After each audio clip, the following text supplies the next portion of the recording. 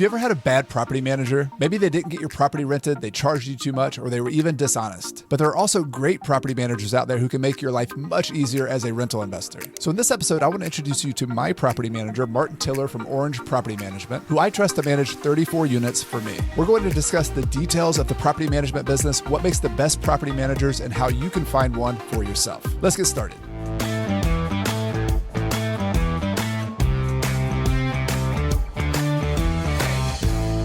So Martin, I want to talk about the property management business. I'm a happy customer of yours. I'm a client of Orange Properties, and I think it'd be great just to understand a little bit about what your business looks like. Could you just describe your property management business today? You know, how many units you have, what your team looks like, and then I could dig in a little bit more from there. I've got around 8 full-time people working with us. We've got a general manager, an office manager who would be the assistant to the general manager. We got a director of operations, and under the director of operations, we've got 2 ladies handling maintenance requests, one handling mainly communication, just in general communication, as well as late rent follow-up. So we have somebody basically dedicated to late rent follow-up, which is very important. And then we've got a bookkeeper who keeps us all in line and double checks everything and makes sure that we're moving forward and moving in the right direction. Yeah, I call that cleaning up messes. You got to have somebody who's like, everybody else is creating messes, and that person needs to come up and sweep up like, hey, wait a minute, like clean this up. Let's do this. That's right. Unfortunately, I was handling that for a little too long. And then we got it a lot cleaned up back in 2020, 2021, and sharper than ever in that area. Yeah, you do a great job. And one thing I admire is you hire for the important roles. Maintenance requests, I mean, is just one of those things that every landlord has issues with it. We're going to talk about systems and processes and how you do that, but you have a great team who does that. I want to take a step back though, and a lot of the feedback I get from owner clients, so I want to take the perspective of like my role. I own some rental properties, whether it's 1 property or 10 properties, is they look for a property management company and maybe they don't even know what to look for. They just sort of pick the first one they talk to, or the person sounds impressive over the phone. And in your case, like we've been working together maybe half a decade now or so. It was a slow process of getting to know you and understanding your systems and what you're doing. And so I was wondering, since you are a property manager, do you have recommendations on what an owner like me should look for to find a company that will have a good relationship with them? And then also, what do you look for in a client? Maybe the other way around. Obviously, when we were starting, I was just grinding and hustling and doing all I could to make the systems go and put together. So the first question I would say, though, with that is like, what's your team makeup? And if someone were to ask me that 10 years ago, it's a lot different now than it was then. And so I might not have been the right fit for that client at that time. But number one, I'd ask, what's the team makeup? What does the team look like? How do y'all function? Number 2, I'd ask, how do you handle repairs and maintenance? Pretty simple. If they can give you a feedback of a process of what that looks like and that protocol, that's super important, that it's consistent, routine, that there's a lot of just consistency there. And then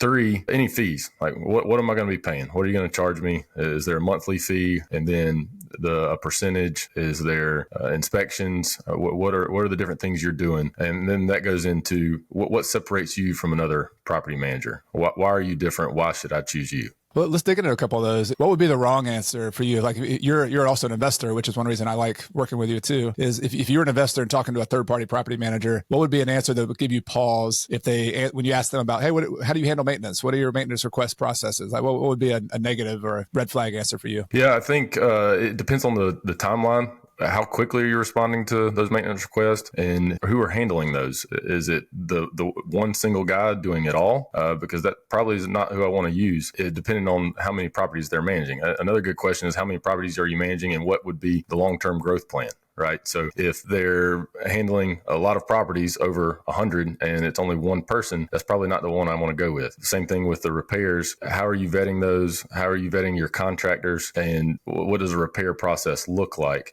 There's not a quick answer if it's not detailed, if it's not a routine process that could be repeated. That's something that would be kind of concerning to me. And then also, what's a service fee that goes along with it? And if that service fee is, $150, well, that might be a little too high for my area or whatever it may be. And different areas have different price points, but that's something that I would want to know about. Let's practice a little bit on that, because I think you guys do. I've had experience with different property managers and managing myself, and I think you guys are like at the top of handling maintenance requests and doing that. So in your case, we just talked about your team. You got 2 full-time maintenance coordinators who, by the way, are virtual, which I want to get into that a little bit later about how to have a mix of local and virtual team members and who are overseas. And then you have a communication coordinator, and then you have a set of vendors who you hire as third parties. They're they're contractors. So I'm interviewing you, Martin, and I say, hey, if I have a leaky toilet and it's kind of a simple plumbing repair, but it needs to get done, like what's a typical range, or how would you handle that, Martin? One business decision we made years ago was not to have any maintenance staff on staff. We have a maintenance department as far as personnel handling maintenance coordination, but there are no W-2 employees on our staff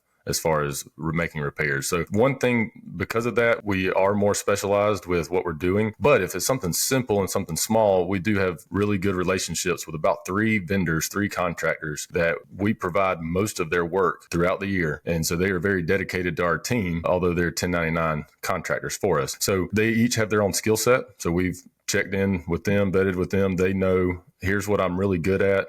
Here's what I want to work on. Here are the different tasks. And so we align those kind of repairs with those personnel. So obviously just going to more of a strengths-based leadership mentality. And so a simple toilet repair, if that's just replacing a fill valve or the innards of a toilet, that's something one of our handymen can do. And typically that's going to be a $50 repair. Obviously travel and something like that plays into it. But if it's close by and it takes 5-10 minutes, we're typically paying a handyman and not a full-blown plumber to go handle that. Now, if it's something where we need to run a camera down a sewer line and check for a busted pipe where there might be some roots growing in there, then we are reaching out to a beefier vendor for that. And do you guys, is it typical, or do you guys charge a fee as a property manager on top of the plumber's fee, or is it just like whatever we pay, they charge you, we pay? That's a great question. It really depends on the situation. Typically, we do not, especially the larger ticket items. Larger ticket items, we're getting those. If it's over $300, that's our threshold with our owners. If it's over $300, we're sending that invoice or that quote to our owners to get approval. And then once they approve, we're paying it on behalf of the owners, but it's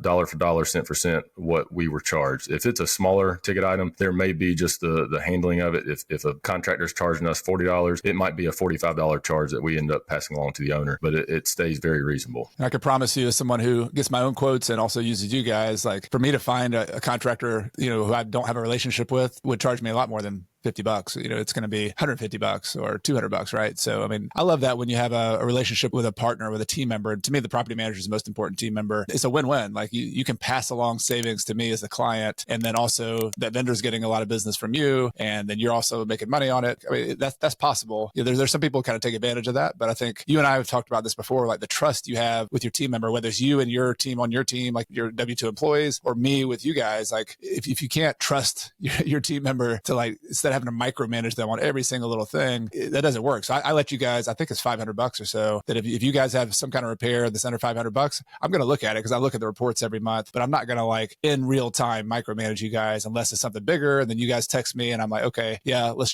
change that refrigerator. Thank you. Hopefully I usually get back in 10 minutes or something just to tell you guys. Can you talk about that? Just that relationship between manager and client and how that can get off sometimes? Yeah, you're great with response time, but trust in general is huge. That's trust with anybody in business. That's your employees, that's your team, that's your vendors you're working with, your clients, like you said, and going back to your property manager. It's just built from, number one, that integrity of who that person is, and then the consistency. So doing what you'll say you'll do and doing it within that time. If you say you'll have it done by Monday, then do it by Monday. Don't lollygag and get it done Tuesday or Wednesday and apologize. And part of that, setting expectations, right? Alignment of expectations on doing those things. So we love to underpromise and overdeliver. That's one of our core things that we talk about in our work a lot. And that's where we create value. Dave Ramsey defines value as service delivered over service expected. I love that. That's really good. And Amazon does it to us all the time. Amazon will tell us they're going to give us, if we order, let's say it's Friday, we order something that says it's going to show up on Tuesday. There's about a 30% chance that thing shows up on Monday. And in your mind, like, oh, great, Amazon actually surprised me. They showed up on Monday. That's them creating value. That's them setting low expectations for it to come Tuesday and then working and doing what they can to get it there Monday. And so we try to do things like that. And when you add value consistently and holding to your integrity, holding to your character,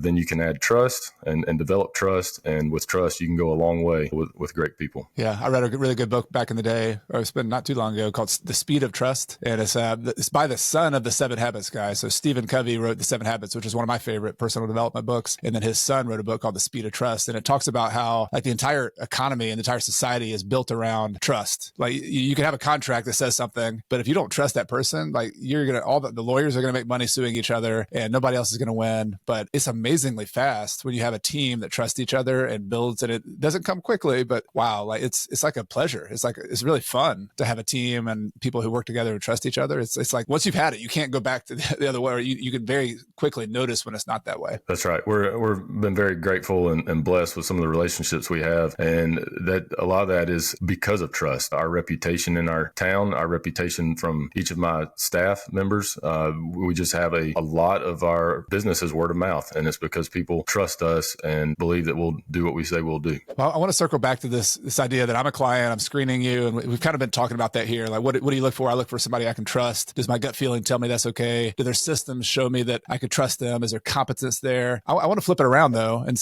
because many people who are complaining as landlords often aren't a good client for the property manager. Like I always have my doubts because they're doing things that make it very difficult for a property manager. It's not easy to be a property manager. So can you flip it around? Can you talk about maybe what makes an ideal client? How can we as a rental owner be an ideal client for the good property managers that we meet? Yeah, great question. We actually have a very low acceptance rate as far as our company goes. And what I mean by that is when a client comes to us and wants us to manage their property, we accept their property. We accept them as a client very rarely. It's actually under 50%. I've been telling people that, as I talk with friends, family, whoever, I've said, I think we accept about, less than half. And Parker, our general manager, does an awesome job. Love the spreadsheets he's put together and some reporting. And one of the things we've learned is since January, we accept about 43% of the actual clients that come to us wanting us to manage for them. And there's a reason for that. We have great stipulations. We have great expectations that we want to match and meet, and we want alignment with those owners. And so there are really 4 things. If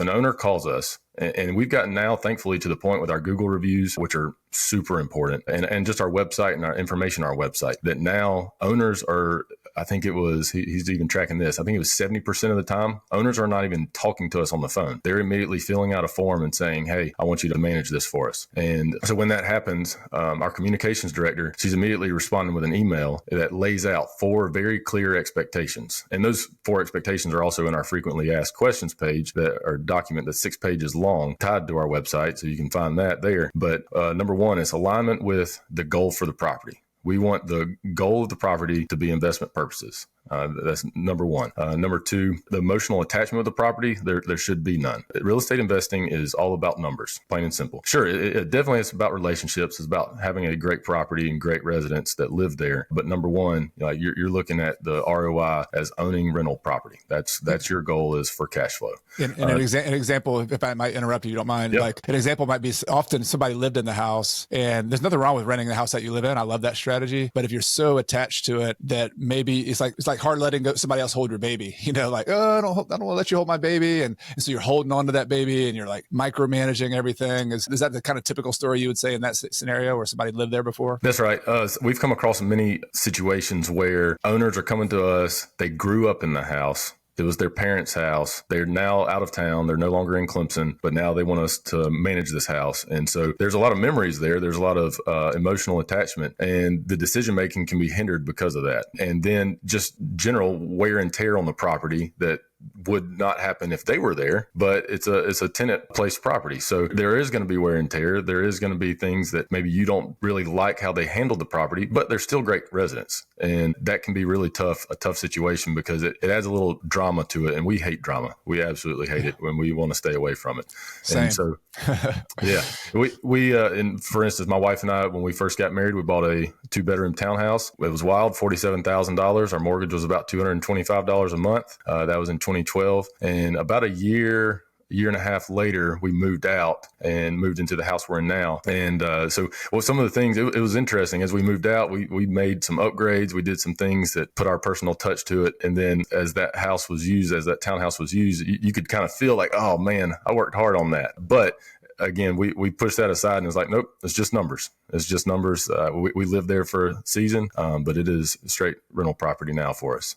So yeah, number 1, goal for the property. 2 would be emotional attachment. And then 3, our owner's involvement. If you have a property and you're turning over to us, on average, I think the properties we manage are around $150,000 on average, as far as evaluation. If you trust us with a $150,000 asset, we believe that you're trusting us to be good stewards and manage that property well. And our reputation speaks to that. So we don't want micromanaging. We don't want checking over our shoulder. Although we're fine. Ask questions. That's fine. That's not a problem. But don't berate us with things that we don't necessarily deserve. And we do have that $300 threshold where we're making decisions at $300 or below. If a repair needs to be made, we go ahead and make that. And some owners, they immediately, when they're filling out this owner form, they're saying, hey, I want you to tell me any and everything that happens with the property and all repair requests. Well, at our scale, at managing 265 units, we're not able to do that with every single repair request. We're replacing an appliance a week on average. An appliance a week, that's a washer, dryer, fridge, water heater, stove, whatever it may be. And that's just that level. That's not including your toilets, door issues, window issues, roofing, gutter, whatever it may be. I think we're averaging around, if you include our inspection reports, it's close to 10 or 15 repair requests a day on average. And so it's a lot. And for us to have that much added on communication for that under that $300 limit, it doesn't make sense. It doesn't help anybody. So the owner's involvement and input, we want you to care for your property, but we want you to turn it over to us, and we're going to take really good care of it because of our reputation speaks for itself. And then number 4, go ahead. I was just saying an example of communication that we do. I feel like I'm pretty hands off. We don't get very involved, but I do like to have like once, maybe twice a year, kind of a sit down or just go to breakfast. Hey, how things going? Let's talk. I've been thinking about this with tenant screening. Can we adapt this a little bit? Or hey, what on maintenance? Could we be a little more proactive on this property? Like we've had those like strategic conversations. And then I look at the monthly report, and if there's some question I have about an issue, like, hey, what was that? I don't understand. How come we had a repair there? Then I email you guys. We're doing it calmly. Like to me, that's like a normal communication, is like strategic stuff here and there, a check-in here and there when there's a question. But like, yeah, I could see a client just micromanaging you like every single thing. Why'd you charge $75 instead of 60 last time? Like, what's up with that? Like that could be untenable. Like you couldn't even do your business there. I love that you use the word calmly, because we actually do have a strike list when we have owners that have situations that come back at us and they didn't treat my team well, or they were pretty disrespectful, or maybe they made a decision that wasn't super ethical in taking care of a resident, like where we feel like, man, we're really letting this resident down here, and you really need to take care of this or handle it in this way. And they're like, nope. That typically gets on our strike board, and we routinely will fire owners. And I think that's pretty rare in property management. And I think that's actually pretty rare across business. And if we don't have alignment with our owners, like we don't want to continue working with you. We don't want to continue that relationship. And I've had multiple people that we've ended relationships with, and we're typically doing, I think on average the past couple of years, it's been about 5 to 7 owners a year that we've said, I'm sorry, we're moving on. And that's another thing. Let me point that out too. Management agreements. That's the agreement between the owner of the property and the property manager. Our agreement is a 30-day rolling agreement. Basically, it's a 30-day notice that any of our owners can say, hey, Martin, Orange Property Management, we don't want you to manage for us anymore. We're moving along. And that's fine. We're okay with that. That's the same for us, though. We can go to an owner and say, hey, 30 days from now, we're terminating our agreement. It's just not working out. We're not aligned here for whatever reason, and moving forward. The vast majority, I would say 95, if not 98% of property managers will lock you into a 1-year contract. And you need to be very careful when you're selecting a property manager, what that contract looks like and how you get out of it. You never want to get into anything that you don't know how to get out of it. And we've had a lot of owners get really upset. Prospective owners, not our owners, prospective owners trying to come to our company and move their properties to us, but they're locked in a contract that they can't get out of for whatever reason forever. However long that deal is. And other companies also have a fee to get out of that contract. It could be the full management fee for the rest of the year, whatever it may be. We don't have that. Personally, I hate contracts in general, just in business. I don't like them. But they're there for a reason. So our management agreements are a 30-day rolling agreement. And that's something maybe if you're looking for a property manager, maybe present that. Most people won't like it, but that's what we like. You're going to be getting hate emails from property managers all over the country here, Martin. Like, come on, Martin, what are you talking about, man? I like to lock them in and require they pay 50% of the rent if they leave early. Come on, man, what are you doing? Yeah, well, we like to lean in, and again, that goes back to that trust. We're trusting that we're going to do a really good job, and you're trusting us of that, and we're trusting you that you're going to stick with us and go through that. So, and then finally, the communication piece with owners. We highly encourage email communication, and that's both with our residents and our owners. And phone calls, we'll take them. We've got a phone line. We've got people answering the phones, and we'll call you back if we miss it or if it's after hours. But we highly encourage phone calls and coach that for both our owners and our residents. The reason for that is just documentation. A lot of people can say, oh, I said this on the phone. And it's like, I don't think you really said that, or that's not exactly how you said it. And that expectation for us was not aligned with what you were thinking in your mind. It just wasn't clearly communicated. So if we do have phone calls regarding important issues such as repairs or whatever it may be, our team is coached that they know, hey, I'm going to document what was just said. I'm going to send an email regarding this communication, and I'll follow up in that thread as we make progress on whatever that issue is. Yeah, that's smart. And that's another thing I've loved about your system is the follow-up communication. You guys do a really good job of that, but it's a complaint I hear so often from property managers and the other way around. It's just lack of communication. Also just managers to tenants. Like just, there's so many problems that could be solved with a simple email saying, this is what I understood. Did you understand it that way? And bam, no, I didn't. Let me get back to you. So we've done a lot on screening owners and then screening property managers. So if you do come to a relationship you want to work together, can you talk about fee structures, what that looks like for you guys? And then maybe we could talk about what's typical in the industry for that kind of stuff. To tiptoe around the legality of it, I would just say in general, your percentage would be somewhere around 8 to 25% to pay a property owner. 8 to 12% might be the norm for long-term rental, then 25% being more of a norm for short-term rental, which we stopped doing short-term rental. We were doing it for a period of time. We didn't have enough properties. It was a whole nother system, a whole nother business, and we just decided not to pursue and keep going with that. So we don't manage any short-term rentals now. So our rate starts at 10%. If you do have multiple properties, we discount that. But if it's a single property, single owner, 10%. Then from there, we do charge a $250 turnover fee or new lease fee. Typically, it just starts as the new lease fee. When a new owner comes to us that has a vacant property, we need to fill it. So we're going to help get it ready for rent. We're going to help market the property. We're going to show the property. We're going to change the locks. And speaking to lock change, I highly recommend that to be done by your property manager every single turnover. That rarely happens in our area, unfortunately. But we use Landlord Locks, which is an awesome vendor, and they have a set of keys, set of locks just for our company. And we have a master key that works all of those. But those cords get changed out every time we have a turnover. So that goes into the $250 new lease fee. That's handling the leasing and vetting of the property with the resident. That's getting them moved in and all the dust settled from going from vacant to filled and or filled, turnover, and then refilled. And so that's a $250 fee. So 10% of rent collected, $250 fee. And then one of the biggest ROI pieces that we have for both us and the property owner would be a $25 inspection that we do quarterly. And it's not quarterly, it's a 90-day roll. And just being able to have boots on the ground is tremendous. So at least 4 times a year that property is going to get tidied or cleaned up because the resident knows you're coming. But we found so many things in those inspections the residents just aren't paying attention to. Just last month, one of our inspectors found a water heater pan full of water, sent a plumber out the next day. The plumber replaced it, and that plumber told us that thing was about to bust any day. Like it was about to cause thousands of dollars of damage. This was a second story unit. And so it would have caused ceiling damage in the property below, flooring damage in the property that we manage. And who knows how much and headache that would have been with an insurance company. So these inspections are paying dividends for these owners. So $25 per inspection. So $100 for the year for those. And our owners with that will get a report with photos, with documentation of things that we saw. The inspectors know whether a pet's supposed to be there or not. And so they're documenting whether they observed a pet and there's not supposed to be one or whatever it may be. And if there's any poop around the ground on the floors or how the property is being taken care of. So those inspections are really important. And again, $25 per inspection, $100 for the year. I think that'd be about it. Just those three different pieces, the monthly collection as a percentage, the $250 turnover new lease fee, and then the $100 overall for the inspections. I hear a lot of comments from investors and also managers about trying to align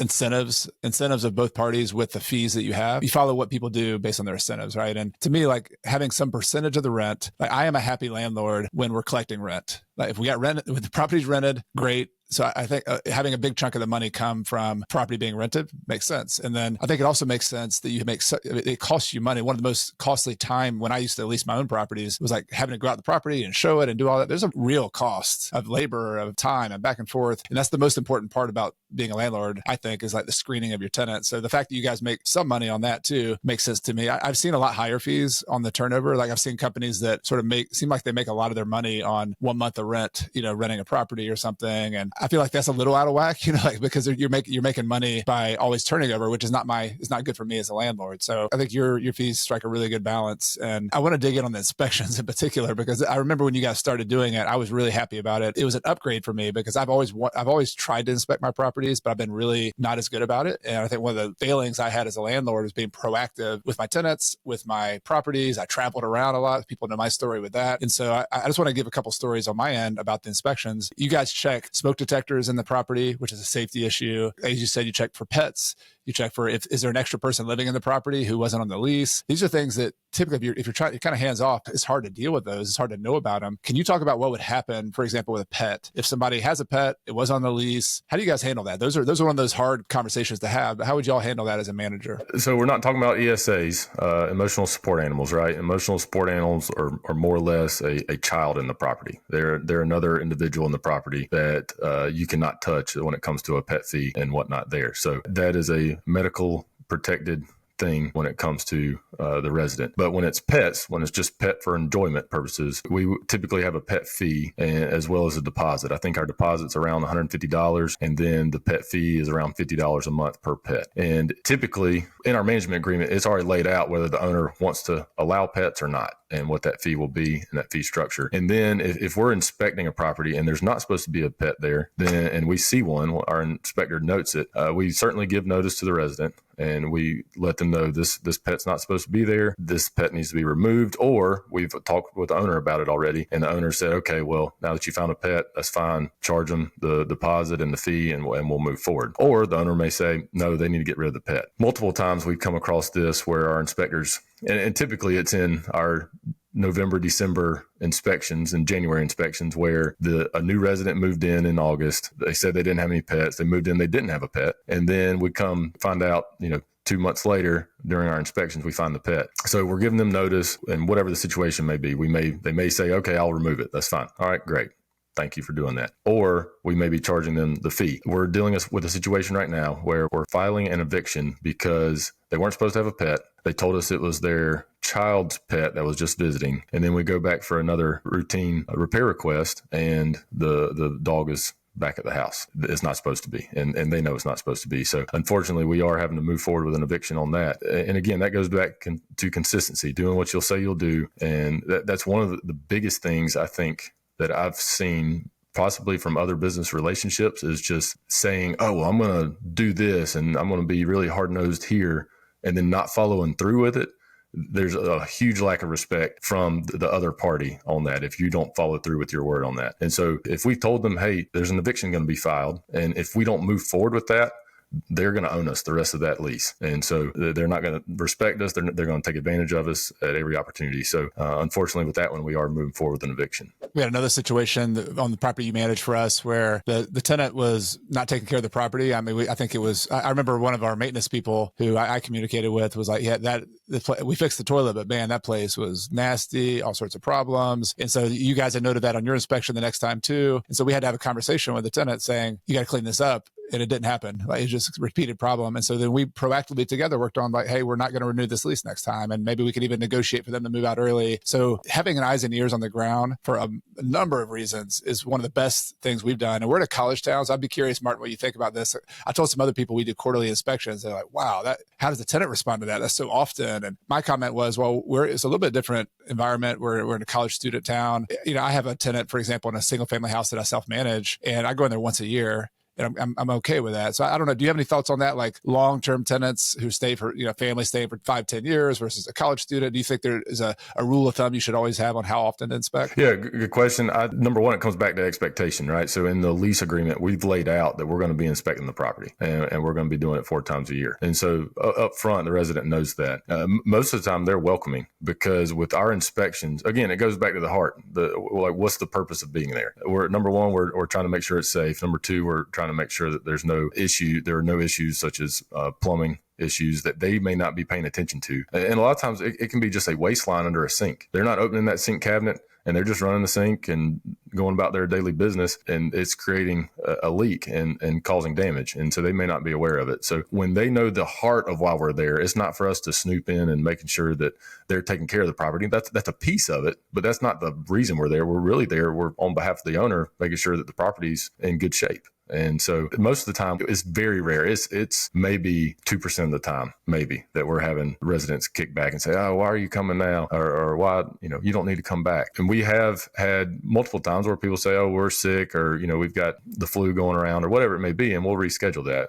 And we work through that. And that's not a problem. Yeah, I agree with you. I think the frame that you guys put there, we care about the property. We care about you. And just to be honest, like most landlords and many property managers don't take care of their properties to the level they should. And there's a earned reputation of slumlords and people who don't take care of the property. We're doing the opposite. Like we care about the property. We want to fix things before they become problems. We're not trying to skimp and not spend money. So I think if I'm a tenant and you understand it that way, that we care about the property, we're going to take care of it. That's actually refreshing. That's like, oh, wow, I actually have customer service here from a landlord. Imagine that. Like that's great. Yeah, yes. If you're a slumlord, don't try calling us. we may help you pull out of that reputation, but that's we are not about that. We want to take care of our residents and take care of the properties, and we're all about long-term relationships. Well, let's transition a little bit. I want to talk about systems and particularly leasing systems. I think you mentioned earlier when you're screening your property manager, ask their processes, and we talked a lot about the process of maintenance and maintenance requests, things like that. But another huge one that you're paying your property manager to do is to handle the whole relationship from beginning to end with you call them residents, which I like, the person who lives in your property, who's the core customer we have, right? So can you talk about your systems, both just the things you do, but also the tech and the way your tech stack works with that relationship with your tenant? Yeah, I hadn't heard the term tech stack until about a year, maybe 2 years ago. And we really have put together one. We originally started with just a Google Sheet, and we were managing about 20 properties at that point, with each property having its own tab. And I would remove the grid lines, create a PDF, and send it to the owner. And that was their monthly statement. And they had no clue that was spit out of Google Sheets instead of, some software we were paying for. Now, thankfully, we've grown and we've added and continue. The goal is just continue to get better. We can throw that one in there as another thing for vetting property managers. How are you getting better? What are you working on right now to improve? Because if you're not doing that, then you're going to be left behind. So went from Google Sheets to Buildium, and Buildium was great for a period of time to get us the tenant ledgers, get us the owner ledgers, and then we were actually using inspections and maintenance requests through Buildium. We outgrew that pretty quickly. From there, we added Tenant Turner, which is another platform software that ties into Buildium. It helps us to post the properties available for rent, but then also manages the back end of the showings. And so we can schedule showings through that. They can request the showing. It ties into our Google Calendar. And our showing coordinator aligns our showing assistants to then go show the property. From there, when our showing assistants are in a property, most people I can imagine would just be letting them in, walking them through, answering any questions they can. Our showing assistants have been charged with the responsibility of interviewing the resident, interviewing the prospective resident. The resident has no clue. And a lot of times they'll just talk. They just talk and share. Yeah, I got to have somewhere fast. I'm being evicted. And it's like, well, don't know that you're going to be living here. Or it may be, hey, I'm getting kicked out. My owner is taking back the keys. Our lease is ending. And it could have been just poor planning. And we're interviewing that resident to try to align with our business and our business model and finding the best resident for our owners. And they have a Google form on their phone, showing assistants do, and they're filling out a little questionnaire. It's a 5 to 7 question questionnaire and kind of a review of that showing. And then we're taking that information and applying it with the application. So we also then go to Findigs. That's another software platform we use. And they are filling out an application through that. And we're pairing the showing feedback form with the Findigs application and doing the best we can to select a resident. Now, you can vet all you want to. And then there's sometimes where life just happens somebody loses a job, there could have been a death in the family, and there's a lot of emotional weight with that. And then that carries into the financial burden of whatever may happen. There's just life changes, life happens, and situations where we had a great resident and 6 weeks later, man, this property has just really taken a hit because of life happening in this resident's situation. So we have gotten a whole lot better for sure. When I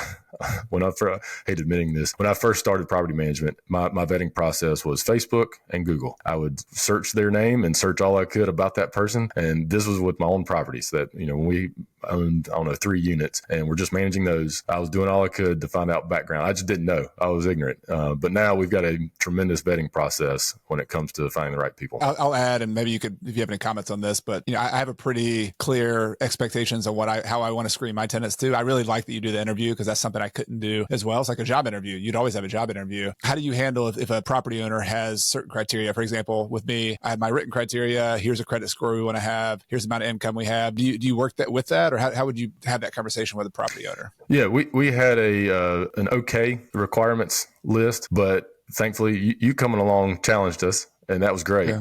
We've taken your requirements, and that's our baseline. That's it. We're now using Chad Carson's tenant requirement I didn't know that. as our resident. So it's been great, and it's very clear. We lay it out. It's on our website. It's easily accessible, and if you don't meet these criteria, then we can't manage for you, or we can't house you as a resident. I found it easier. I used to not have it. And when I had an internal manager who worked for me, I eventually put that together because it made her job easier. And hopefully it makes your job easier too, because you're not wondering, will my owner like that? Will he not? It's just like, well, they either met the credit score and the income requirement or they didn't. And there are some gray areas. There's sometimes there's somebody is like right on the borderline with the debt to income ratio. They have a decent credit score, or there's 3 people who applied and, one of them has really good credit, but a lot more income. But this person maybe is a good long-term resident, and your interview could tell that. There is some nuance, but from a fair housing standpoint, from a good business decision standpoint, to me, just having that written criteria helps us together in making our business decision. Yeah. If you don't follow fair housing laws, you can get in trouble really quickly. We even had a situation just this week where we've got a family friend. I know them fairly well, and they didn't want to go through with our application process because they didn't want to disclose their financial information. And that's a requirement through the FindDigs application and also just our vetting. And I told them, look, real estate is different than just a business to business friendship or partnership. Other businesses, you can, I'll give you a credit line. That's not a problem. I trust you. I believe in you, whatever it may be. But real estate, we have legal bounds to follow and adhere to when it comes to fair housing. And so I can't treat that friend any differently than I do all these other applicants. I have to follow protocol and treat everyone fairly. 100%. So you guys do a good job of having a conversation. You document that. You have an application. What's the process look like from there? I'm just curious, like the systems to get a person so that let's say you approve the tenant. What's next, and how do you get them on the property? Yeah. So from there, we'll go into the lease agreement. We're sending a lease out. They're all e-signed.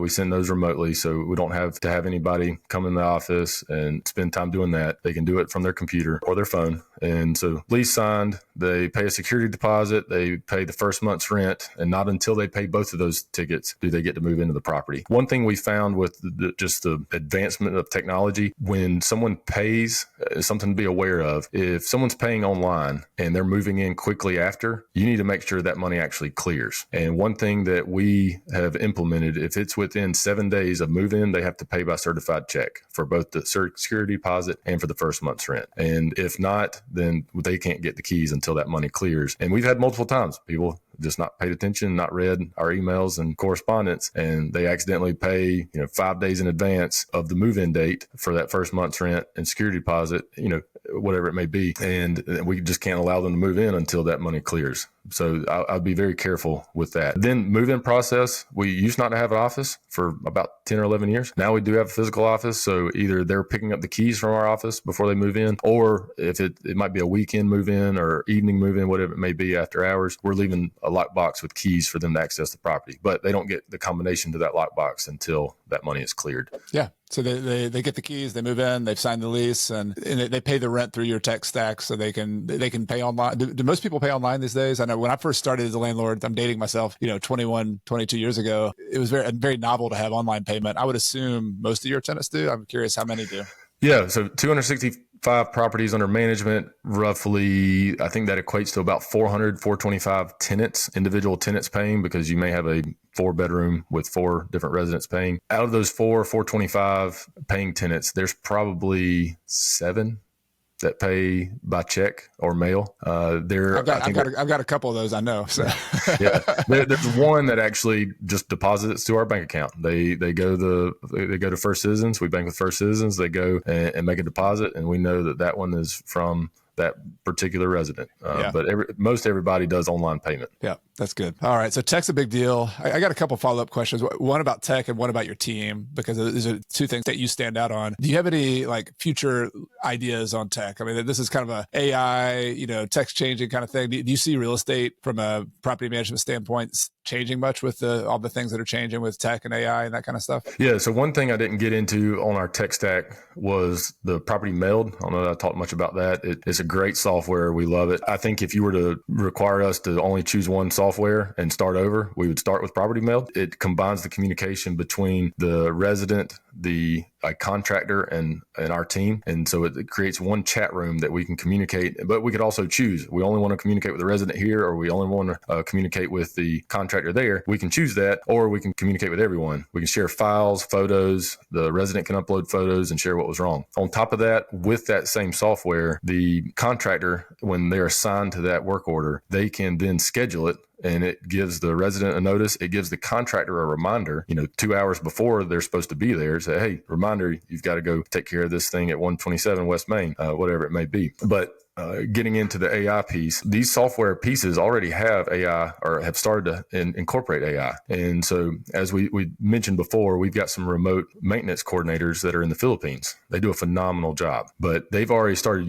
they were using AI on the side on their own before this started happening, but Property Meld has incorporated AI, and they may have a request or a response to a maintenance request, and they'll type it out, whatever they think, that however they should respond to it. Property Meld has a feature that you can say, make it more professional, or make it simpler, or clean this up, whatever it may be. And they can click a button and easily do that. That's a very small piece of what AI could do in that software. But yeah, one thing right now, we're looking at moving from Buildium.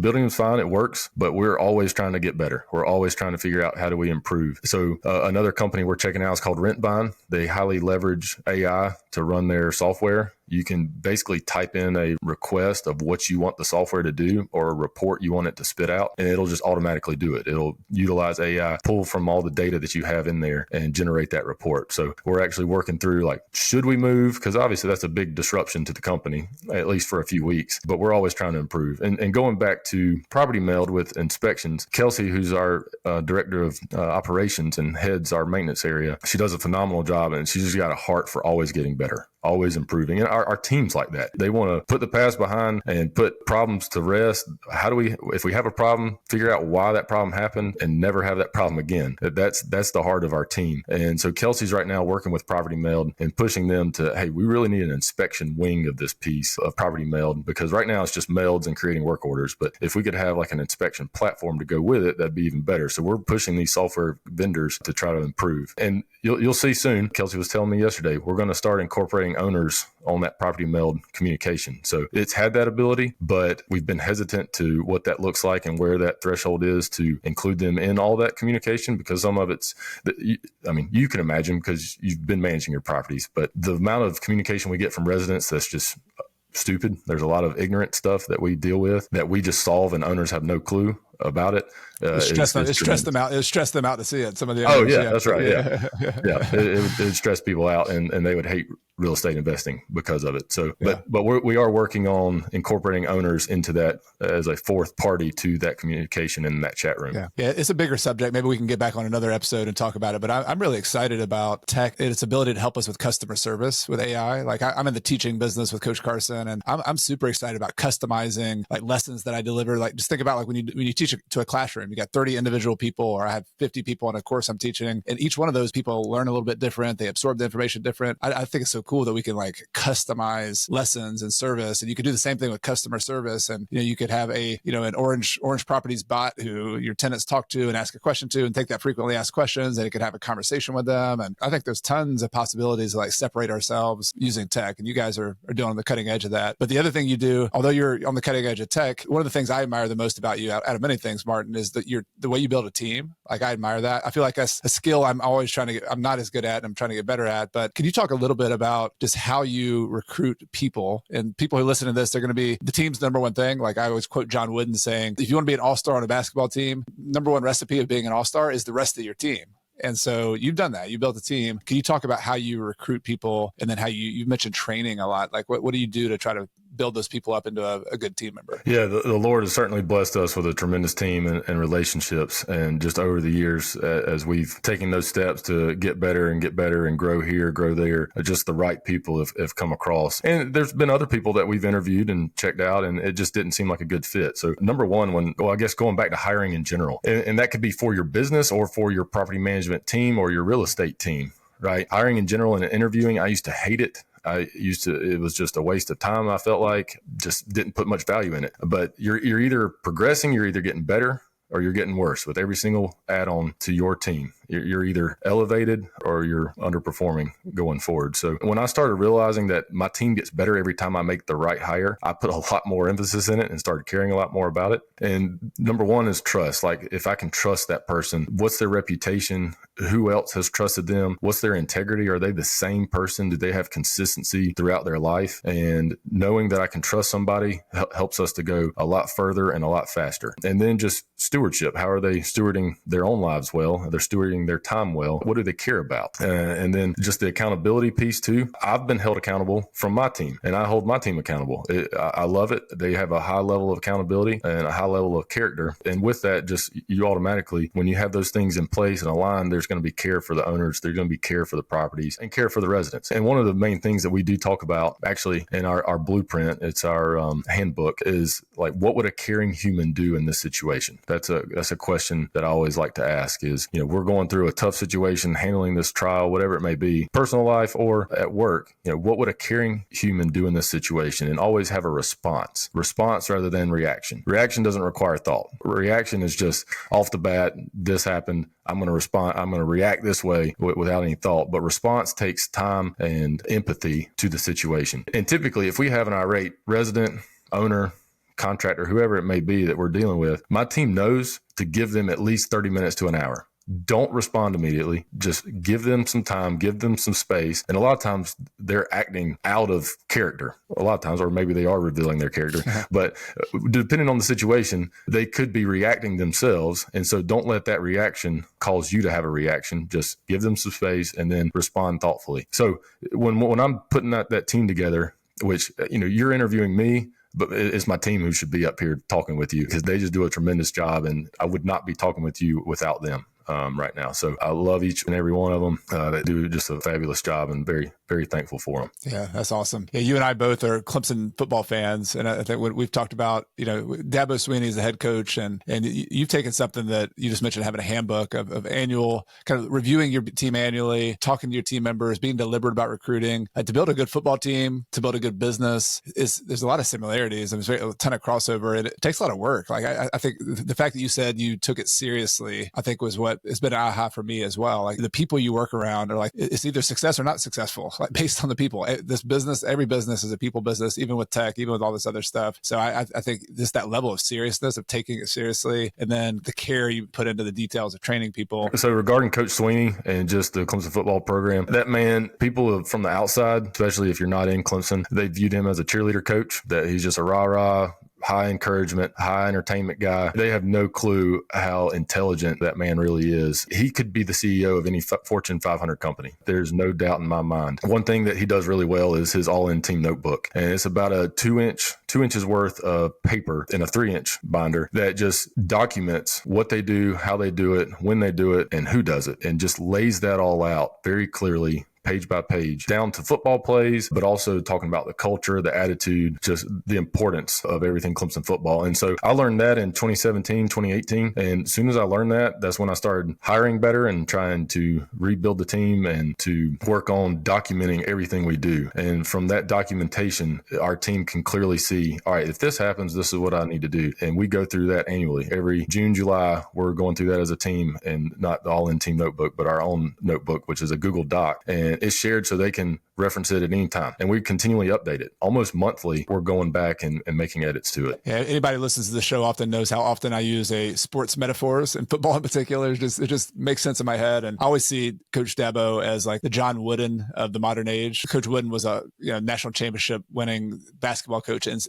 UCLA, and he used to focus on like the details and you're putting your socks on and putting your shoes on. And he'd have these Kareem Abdul-Jabbar all-star players who he would teach how to put on their socks the first day of practice. And that level of detail is definitely what I see, like Dabo, and also caring. I see a lot of crossover between your business and what Dabo does as well. So people can check that out. That's another, we're big fans of Clemson University and the football team and the things they do, but you can learn so many lessons from sports teams and metaphors. And I know I do. I apply it all the time. And also, like I want to talk about your mix of teammates. You have awesome local people who I've met in person and talked to. You also have people who work in the Philippines. And you said that one time that you had one of your contractors at a Christmas party or something was like, hey, where's Enna? Like, why is she not at the Christmas party? Can you tell that story? Just how what happened with that?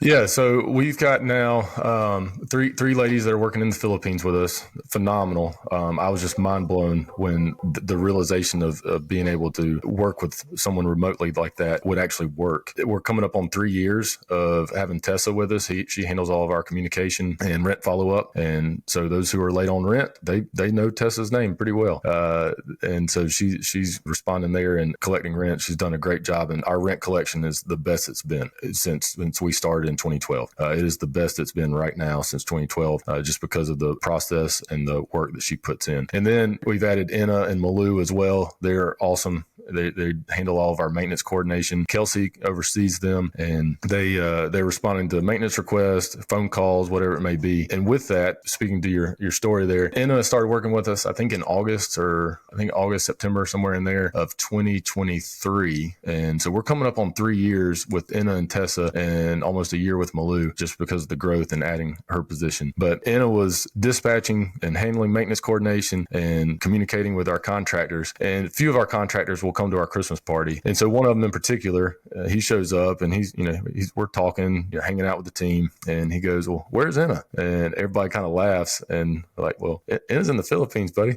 And so it was a pretty good time where he had been dispatched to multiple properties in the Clemson area, but he had no clue that she was in the Philippines. He had talked to her on the phone. She'd been texting with him and through property mailed, and no clue she was remote. Yeah, I think the cool thing about that, and this is a bigger story, but local people and having them on your team is essential. But also, if you're going to build a small business, costs are tough. You want to get the most value, just like you mentioned earlier, the most value you can for every dollar you spend. And so incorporating some overseas workers, the amount of value I've seen on your team, I've had some other friends who have some overseas workers. I've just been blown away. I haven't done it myself personally, but I plan to, because there's a ton of talent. When you can open up the world's talent to your business by doing remote work, and there's a arbitrage there too. Like they can make money that's like a lot more money than they're making locally. They're making good money. And then for us, that's a lot less than what we're paying somebody here. That's a pretty amazing kind of feature of the modern economy. I just want to mention that to people. Yeah. And I think too, certainly they're not making what they would be in America if they were here, but the what we're paying them, they've left jobs that they had before. So we're improving their lives. They've left jobs that they had before to come work with us, both for the pay and the culture. Right. So they tell us regularly how thankful they are to work with our team, and how blessed they are to work for the team. But we're equally blessed. We're very thankful for them, and they do great work. But that's been an awesome and very cool experience. I have tried to get them to come visit. We've had some troubles with immigration and just moving them. Not necessarily immigration, but the process of them just visiting for a week. Getting a visa. You got to get a visa. Yeah. Visa. Yeah. So that's been troubling. But because I would love for them to come check out the office, hang out for a week, and get to know some of our staff a little better. And then if you're considering a remote staff or hiring someone remote, there's a few things I'd highly recommend. Obviously, number one is just the accent and being able to communicate well. If they're answering phones, they should be able to communicate well. And when you're interviewing someone remote, typically you're going to know within about 60 seconds whether we can move forward with this person or not. Number two, after that would be pretty quickly after that would be competency, just being able to be competent on what they're doing, what you want them to do, and setting very clear expectations. I would also with that, and this is with any onboarding of anyone, just overwhelm them. Always overwhelm people when you're hiring them. Do not underwhelm them. If you underwhelm, you're setting an expectation of, hey, this is what we expect and this is down here. You should be overwhelming people when you're bringing them on your team. And so they know, all right, here's our standard, here's our expectation, let's run with it. And typically the A players, they respond ridiculously well and they'll exceed those expectations. And then 3 would be the internet speed. That's super important because when you're hiring remote work, you have no clue what their power and their internet situation is. So you can ask them to verify through an internet speed test and check with that, as well as just making sure that they have reliable power. Because unfortunately overseas, it's not near as consistent as we have here. And then 3 is just their infrastructure, their tech that they're actually using, their computer, their PC, whatever it may be. And so multiple times I've helped these ladies purchase a PC or another monitor or whatever, or a headset, whatever that may be. And that's just a part of it. Love it. So Martin, I could talk all day long about this stuff. I just want to thank you and your team. Like, it's been fun talking through the systems, the processes, but I benefit daily as a client from all the work your team does, from Parker and Kelsey and Anna and Malou and everybody. So if they're listening to it, thank you all. And the people who are listening to this, if they want to connect with you, follow up with you, I'm a little cautious because I'm like, everybody's going to want to use you as your manager. And here I am, getting the benefit of your services. But I know if they would benefit if they worked with you. And I'm just kind of kidding about that. So you have real estate sales, you do property management, you're local in Clemson. If people wanted to connect with you, hang out, or even if they just want to follow along with what you guys are up to, how would they do that? Where would they connect with you? Well, don't get too worried. We're only going to take about 40% of them, right? There we go.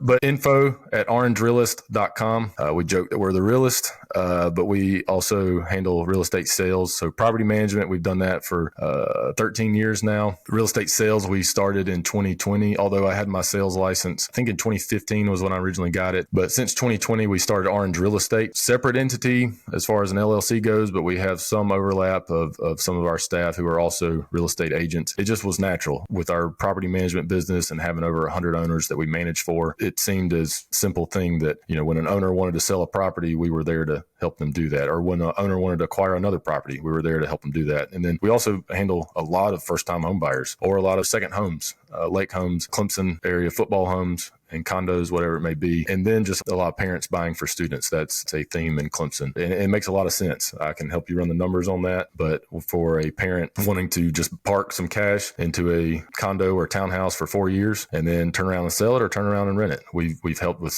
buying, selling, and managing those. So that's been great. So Martin, I'll also put all of those links to your website and also to your email in the show notes. So if people are listening to this, if you're watching on YouTube, you'll be able to click on that and check it out. We love Clemson. We're all about it. We both live here. It's been kind of weird how we've had some of the almost same neighborhoods. Like you guys lived in your townhouse near downtown. We lived in a fourplex, and our second home was in the same area. So we're all about Clemson, and people want to come and check it out and invest here. It's all good. I think that's a smart thing to do. So Martin, thanks so much. This has been fun. Hope we can do it again, and we'll talk to you soon. Thank you, Chad. I really appreciate you.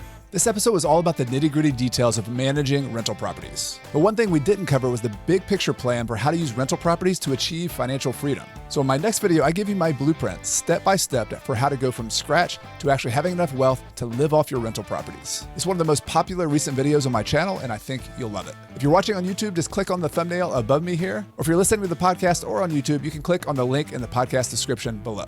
Thanks for watching, and I'll see you in the next episode.